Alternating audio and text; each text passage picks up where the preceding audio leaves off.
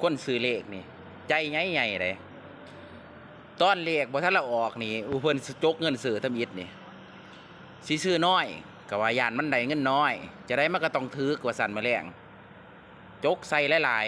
ๆบัดหลังจากซื้อแล้วเพิ่นไปเข้า TikTok บ่เข้าเฟซบ่ไปเลื่อนเห็นเขาสิบอกว่าไผแชร์ต่อจะได้รับโชครับลาภก่อนใหญ่เบิ่งเทื่อก็เลื่อนไปเห็นว่าคนเกิดวันนั้นวันนี้กำลังจะได้รับโชคลาภก่อนใหญ่โอ้เพิ่นแฮงใจขึ้นนะบัดนี้มาซื้อเติมก็ไปอีกหลายกว่าเก่าบัดนี้บัดมอเลขสิออกได้บัดนี้ใจหายใจขวำแล้วบัดนี้เสียดายเงินเพิ่นหลังเลขออกไปแล้วบัดนี้หลังมันหวยออกแล้วเพิ่นคิดแล้วบัดนี้โอ้เสียดายเด้เงินนายอยากซื้อหลายเพิ่นว่า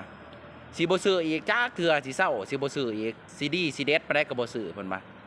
พอแต่ฮอดมื้อเลขออกอีกเงินในกระเป๋านี่มันก็ติ้งเด็ดๆๆๆมันอยากออกมันอยากให้เพิ่นซื้อเลข